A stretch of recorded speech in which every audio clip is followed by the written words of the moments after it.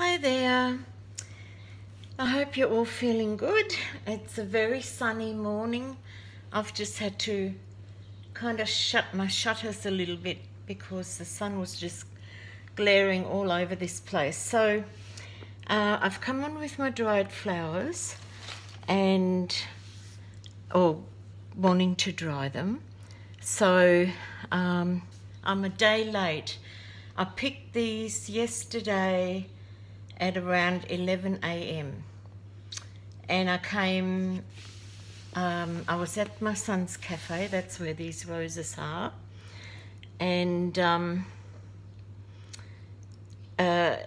what to do with them. And then they all wanted to have lunch, and I had these picked. The girls, the twins, helped me, and what to do with them. So I got a Ziploc bag. I put a little sprinkling of cold water in there, popped all these in, just popped them in as they are, and put them in the fridge. Then drove home, and I meant to do them straight away. Well, there were virtually neighbours at the door, filling me in with village information, and came inside.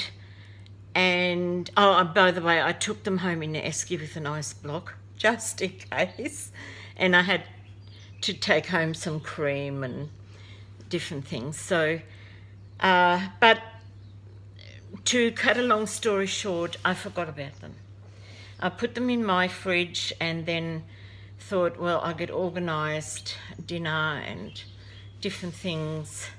There was a long phone call and I just forgot about them. So here they are, still looking really, really crisp and beautiful. So I have had occasions where I've had to store them, for an hour or two, but never this long. So here goes. We'll see how they dry. They're still a little bit damp, but I guess we're pressing them, their own juices out. So I'm guessing a tiny bit of water won't hurt. But I've sort of just bounced them up and down, trying to get the water back out. And they've probably been 30 to 60 minutes like that. This is my old trusted Atlas. It's been used already by my mum for pressing flowers. So, there's stains all over. If I look in here, see there's stains here. If you can see that, I obviously pressed something very big and fat and juicy. There's probably flowers in here. I think, yes, there is, I think. I'll have to have a look where. Oh, here's some hibiscus. Now, they don't hold their colour. I've tried them before. Now, whether I want to use them or not is another thing. Actually, I'm going to leave them out. I guess they still look like something. They're still real. So here I have some of my hedge along the edge there, and this was my I didn't want to show off with my garden. I wanted to show you that I just get my flowers right around the four sides of my house. So, and I plant what I think I would like to dry. Because I have very limited space, I choose sort of what I like. This hedge is probably not ideal, but I pick the leaves off. I'll show you that in another video. I won't get carried away. I want to show you how I press my roses. Oh, in this case it's roses. I don't know if I've got anything else in here. So I'm going to go to about the middle of the of this atlas. Oh my words, honestly, I'm such a dork, honestly. Anyway, there we go. So the first thing is I do press straight onto here. Now you can take a serviette or a paper towel, which probably with the roses might be, because sometimes you can transfer a bit of juice, colour from the atlas. So then I take my rose and I kind of look at it, and I don't just plonk it down. I sort of try and go with the petals. And if there's a petal that I know is going to crinkle, I rather take it out. I do it now if I think it's going to sort of crinkle and not look right. Now that's a preference, you might not mind at all. And then I go with the fold of the book. I try and, sort of press it out with the fold of the book. So I know the book's going to fold there and it won't sort of half the flower or something.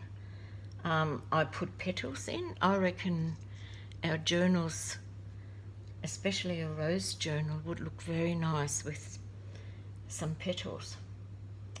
And again, I put them possibly this way, because the book will fold and squash out the leaf or the petal in the right direction there. Then there is the rose leaves. So again, I try and go, that they brush down this way. I try and lay them so when the book page comes down, they get flattened out that way. I don't know what, sometimes I keep these things as well. I don't know, it's very hard. I have to say, I might not put that in with these, and actually the leaves and the thickness of this rose shouldn't go together either. So these should be all petals. That's the sort of thing, otherwise these are going to get too much air. I almost forgot that. I've got to kind of remember from last year what I all found out. I should have really written it down, or at least recorded it or something. But I didn't. I didn't know I was going to get into journaling in this sort of way. And I'm really enjoying it, getting back into it. So then I take a few pages, 2 or 3, and I've kind of very carefully try and mold that page around, and it usually works pretty well for me, so I'm sticking to it. Now I'll just do a page of a nice open dog rose.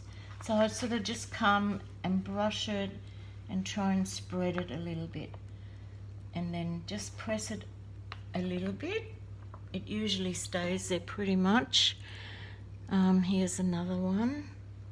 We'll do one and leave the middle, and we'll see which way you like it. So I'll try and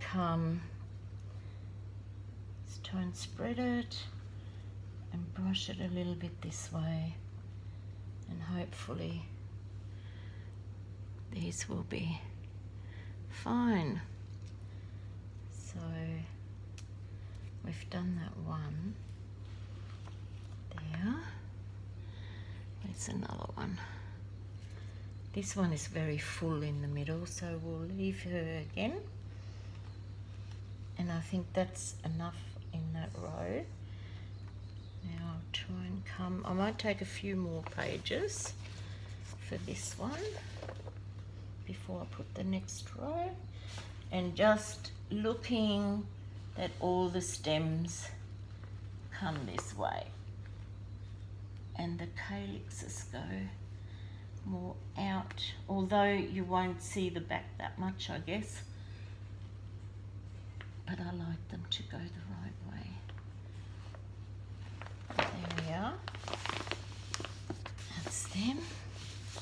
Now the other thing is with a book, as this will dry, will collapse. Now if you have a press with screws, you can't just leave it there for 3 or 4 weeks. You have to go every week, say every Saturday, and tighten the screws. You keep tightening, tightening, tightening, because as the moisture goes, the flowers shrink and collapse, and with a press, there's nothing to follow that up. With the book, it'll collapse on itself, but with the press, you need to go every week, or maybe even twice a week, and tighten those screws to get them really paper thin. So hopefully that helps you, and I won't make this too long. I've just got some little lavenders here as well, and these serviettes are just very basic paper ones. They've got no colouring, nothing, no bleach. And again, I try and go where that will come down and flatten it that way, and I just put them on. I don't know if that's a right way or wrong way. I'm not a professional. I haven't done this for years. I just an amateur, and this is my way how I've always done it. So, and I've been shown by grandma and mum and aunties, I suppose. Yeah, that's where I saw it first, in my mum's family. It's always interested me. There we go there. So I might leave it at that. I think I've given you all the hints that I know and that I do. I might come on with my press, but it's much the same. I try and, I use watercolour paper in a press. If you think about a watercolour artist and how much water they pour onto there, it's going to take all the moisture of any sort of flower, I'm pretty sure. And it's always worked really well. And you can reuse it and reuse it and reuse it until you think you don't want to anymore. So I think I got a little mozzie bite or something. I've been out watering. My neighbour is ill, so I'm watering his garden as well.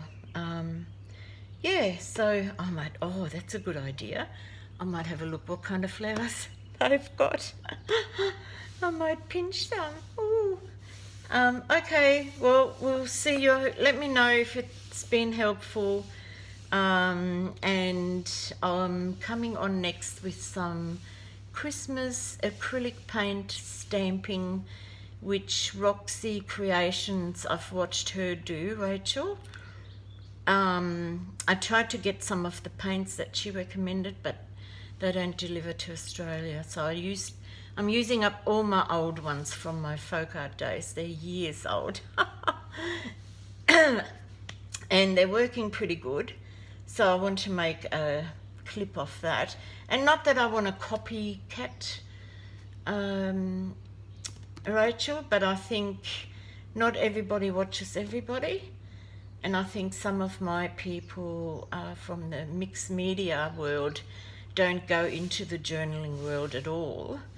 But they might be quite interested to know how acrylic paints stamp on calico and linen and that sort of thing. Okay, thanks very much for watching. Bye.